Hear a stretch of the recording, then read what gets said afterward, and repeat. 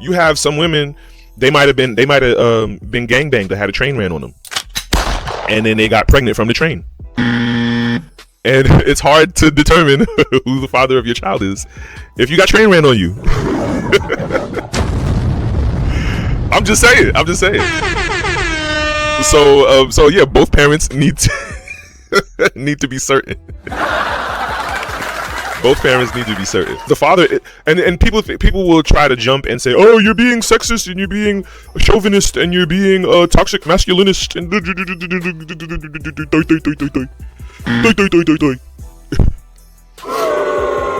they'll say all those things. Right? But ultimately, the way the genders are set up, and there are only two genders, right? Right? The way the genders are set up, a man cannot carry a baby for 9 months in their belly and push the baby out of their penis. It's not happening, bro. Sorry. It's not happening. So it's easier for a woman to identify who fathered their child, as opposed to a man being able to identify who fathers their child, right?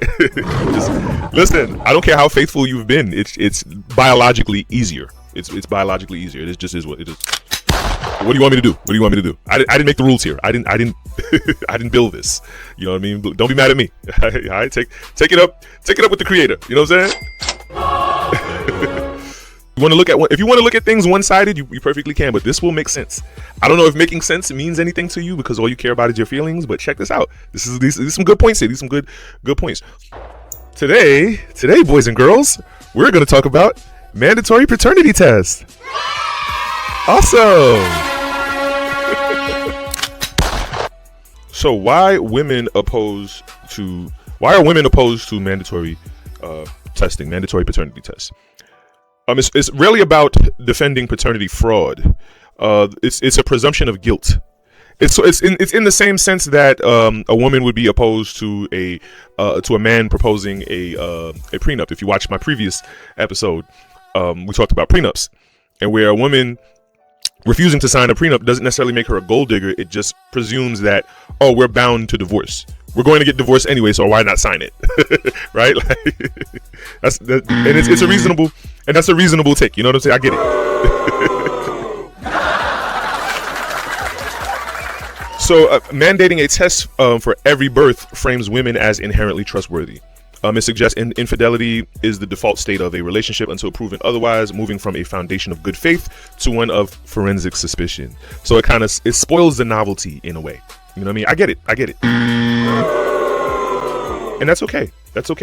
Because we're not here for novelty. We're here for truth. We are here for truth. So number 2, why women opposed to mandatory testing, reframing childbirth. For many, birth is a relational and emotional milestone.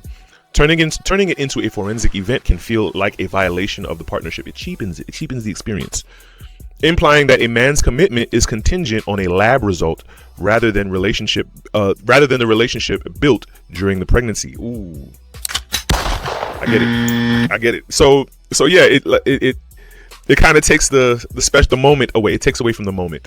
You know what I mean? And that's cool. That's okay. We're good with that. So number 3, why would women be opposed? Why would women be opposed to mandatory paternity tests?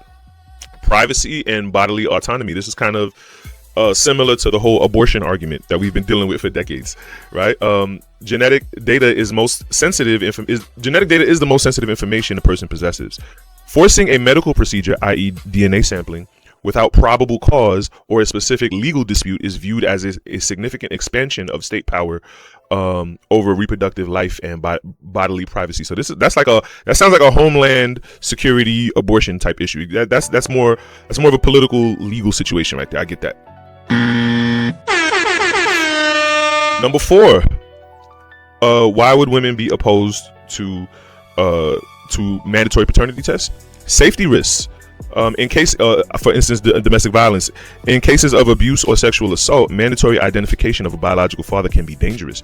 It could expose a woman's location or create a legal tie to a violent man, including rapists, in jurisdictions where such men are granted custody or